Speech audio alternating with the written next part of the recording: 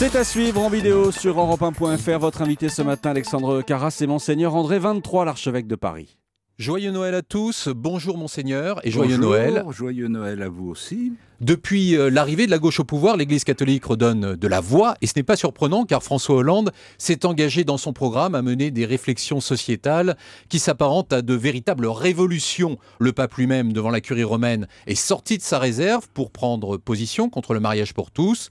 Monseigneur 23, vous nous expliquerez le sens de cet engagement, mais d'abord, dans quelques heures, le pape va prononcer sa traditionnelle bénédiction, Urbi et Orbi. Qu'attendez-vous de lui ? Oh bien, j'attends qu'il prononce un message qui soit un message d'espérance dans le temps que nous vivons. Il ne faut pas oublier que le message du pape s'adresse à l'univers entier, pas simplement aux Français.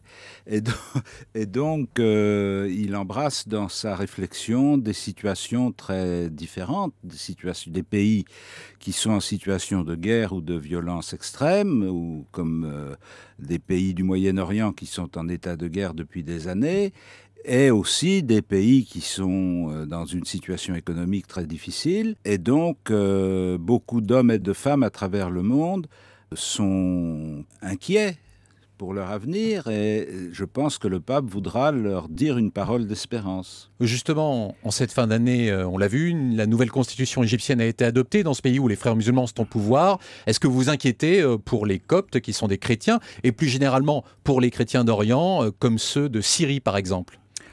Ce sont des situations très différentes et je ne suis pas sûr que l'adoption de la constitution égyptienne soit le critère le plus déterminant, car en fait le vote de la constitution reflète une situation réelle dans le pays.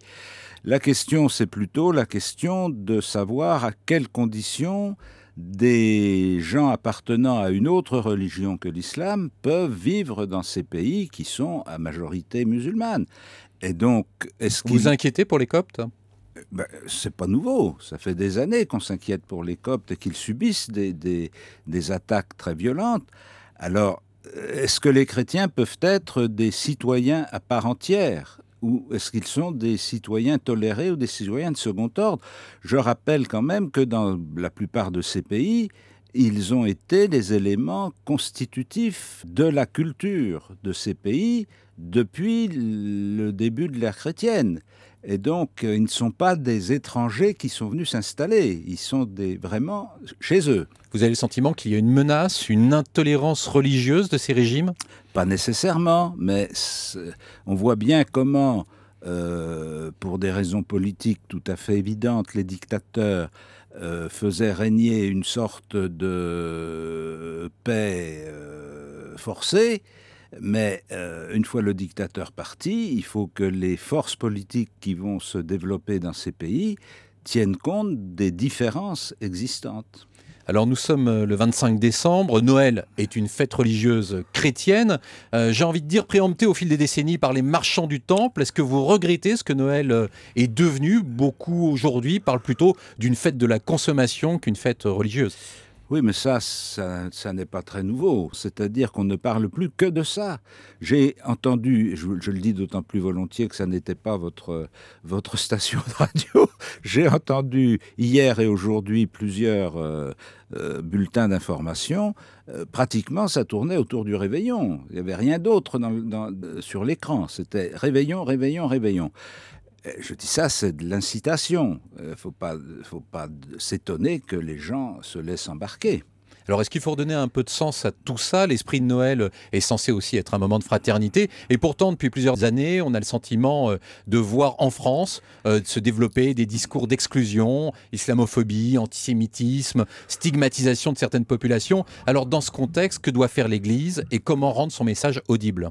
La première condition pour rendre notre message audible, c'est que nous le vivions. C'est-à-dire que c'est pas tellement le discours qui va s'imposer par lui-même, c'est le discours illustré par la manière dont les chrétiens essayent de vivre. Non seulement au moment de Noël, mais tout au long de l'année pour venir en aide à leurs concitoyens. Et ça, c'est un message. Quand on rassemble 150 volontaires pour faire ou de secours alimentaire en plein été, au lieu d'aller en vacances, ça dit quelque chose. Quand on a des jeunes cadres qui se mettent en colocation avec des SDF, ça dit quelque chose. Oui, mais vous n'avez pas le sentiment que la crise attise les tensions dans la société française aujourd'hui ? La crise attise les tensions parce qu'elle accroît le différentiel entre ceux qui ont des moyens financiers économiques et ceux qui n'en ont pas. Alors, c'est une question d'orientation générale de la société. Est-ce qu'on veut une société d'élite financière, j'entends, c'est-à-dire de gens qui ont les moyens de vivre comme ils veulent, sans s'occuper de savoir ce qui reste derrière ? Alors, ce qui reste derrière, ce sont des familles, ce sont des jeunes, ce sont des gens qui ont travaillé toute leur vie puis qui se retrouvent à 50 ans ou 55 ans chômeurs sans espoir. Ça, c'est ce qui reste. Mais est-ce qu'on peut, dans une situation, dans une conjoncture économique très difficile et de restrictions monétaires, est-ce qu'on peut garantir perpétuellement une hausse du niveau de vie à ceux qui ont les moyens d'un niveau de vie, sans parler de ceux qui n'ont rien du tout? Alors on a le sentiment justement que ces derniers mois, ces dernières semaines, le combat principal de l'Église est devenu celui contre le mariage pour tous. Le 13 janvier prochain, il y aura une grande manifestation. Est-ce que vous allez descendre vous aussi dans la rue pour manifester contre ce mariage pour tous? Non, mais moi, quand j'ai besoin de dire quelque chose, j'ai des moyens de le faire. Je ne suis pas tout à fait un Français moyen, dans le sens que j'ai des capacités, par ma fonction, j'ai des capacités de m'exprimer. Je parle chez vous, tous les Français viennent pas parler Europe numéro 1. Oui, mais justement, vous menez un combat, est-ce qu'on vous trouvera parmi ces gens qui mènent ce combat? Non, mais je ne mène pas un combat. Je veux faire passer un certain nombre de messages, et je les fais passer par les moyens qui sont à ma disposition. Et je comprends très bien que des Français qui n'ont pas les moyens dont je dispose utilisent ce moyen démocratique de la manifestation pour exprimer ce qu'ils pensent.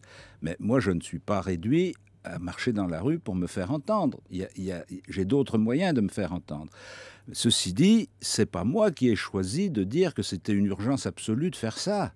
Si le gouvernement avait choisi un autre terrain pour investir ses forces publiques, je l'aurais suivi. Alors, ce mariage est d'abord un mariage civil, c'est pas un mariage religieux, ce mariage pour tous. Alors, en quoi l'Église se sent-elle concernée par ce mariage qui est un mariage civil? L'Église se sent concernée, comme tous les Français sont concernés, c'est-à-dire parce que l'instauration de cette loi, si elle est votée, va transformer le mode de vie de tous nos concitoyens, et pas simplement de quelques personnes. Ça va être un changement profond des modes de filiation, des modes d'union et des modes d'existence familiale. Mais vous n'avez pas le sentiment, quelque part, de rater le train d'une évolution inéluctable, d'apparaître comme un peu rétrograde, comme ça a pu être le cas, par exemple, pour le divorce ou pour la contraception? Moi, ça ne me semble pas... C'est pas ma préoccupation. Ma préoccupation, c'est d'alerter les gens, de leur dire ce que je pense. Je ne vois pas qu'est-ce que ça peut me faire si on pense que je suis rétrograde. Je ne suis pas obligé d'avoir une image définie. Et c'est aussi à l'Église d'accompagner les évolutions de la société. Eh ben, il faut dire ça au grand rabbin, alors. Oui, mais c'est pas... L'ensemble des religions, effectivement, font front contre non, elles ne font pas front. Elles ont refusé de faire front. Oui, mais au bout du compte, vous apportez tous la même réponse au mariage pour tous. C'est parce qu'on a des arguments convergents. Et on a des arguments convergents parce qu'on a une analyse convergente de la situation. Ce que je ne comprends pas, c'est est-ce que ce n'est pas le rôle de l'Église, finalement, d'accompagner les évolutions de la société, plutôt que de tenter de les empêcher? Quand elle pense que ce sont des évolutions, quand elle pense que ce ne sont pas des évolutions, elle exprime, elle fait part de ces questions. On met en œuvre toute une pédagogie pour disposer d'un principe de précaution pour l'avenir des animaux et des plantes, et là, on transforme la vie des hommes comme si ça allait de soi, et sans se poser de questions. Ça mériterait au moins qu'on se pose les mêmes questions. Qu'est-ce qui va se passer? Est-ce qu'on est capable de dire qu'on a pris vraiment la mesure de ce qui allait se passer? On nous dit c'est fait. Du moment que vous avez voté Hollande, c'est fait. Ben, je dis non, c'est pas fait, il faut regarder. Mais sur le mariage pour tous, comme par exemple sur une autre question que vous combattez, l'euthanasie, aujourd'hui on se rend compte dans les sondages qu'une majorité de Français y sont favorables. Oui, est-ce que ça ne vous semble pas le sens de la démocratie d'aller vers ces réformes parce que les Français y sont favorables? Non, pas du tout. Parce que quand je lis le rapport du professeur Sicard, je ne vois pas que ce soit aller dans le sens de la démocratie. Ce que vous voulez dire, c'est qu'en fait, les Français, quand ils sont favorables, ne savent pas de quoi ils parlent. Non, je veux dire qu'on leur fait dire des choses en leur posant des questions qui sont des questions qui touchent. C'est une question de sensibilité. Si vous demandez à quelqu'un, est-ce que vous voulez que votre grand-mère meure dans des conditions affreuses, il vous dit non. Ça ne veut pas dire qu'il veut qu'on la tue. Ce n'est pas exactement la même chose. Or, dans ce débat, on a posé des questions à forte intensité affective, sans analyser les situations. On a pris des cas particuliers qu'on a montés en épingle sans entendre ce qui était dit de critique par rapport à ces cas, et on nous dit c'est ce que tout le monde veut. Non, c'est pas ce que tout le monde veut. Quand on parle avec les gens, quand on les fait réfléchir, on s'aperçoit que c'est pas ce que tout le monde veut. Alors vous misez sur un retournement de l'opinion. Je mise sur l'intelligence des gens pour qu'ils réfléchissent. On a le sentiment quand même, comme en 81, comme en 99 au moment du Pax, qu'avec l'arrivée de François Hollande, il y a une nouvelle tension. Est-ce que l'Église a un problème avec la gauche au pouvoir ? Moi, je n'ai pas de problème avec la gauche au pouvoir. J'ai tenu des discours sous le gouvernement du président Sarkozy qui n'étaient pas très favorables à la politique qu'il menait. À l'époque, je ne me souviens pas que ça ait fait tellement de remous. Mais c'est quoi ? Par exemple, vous avez accusé l'Élysée d'avoir fait enlever les portraits de l'abbé Pierre lors de la visite de François Hollande dans un centre Emmaüs. L'Élysée a répondu qu'il s'agissait simplement de considérations techniques. Est-ce que vous n'allez pas un peu vite ? Est-ce que ce n'est pas le problème d'une ambiance difficile avec le gouvernement ? Non, mais je veux dire, qu'est-ce que ça veut dire des conditions techniques ? Enfin, on a un podium. Au jour d'aujourd'hui, vous n'allez pas me dire qu'il y a une photo derrière le président, ça empêche de filmer. Si on va à un centre Emmaüs, on va chez l'abbé Pierre.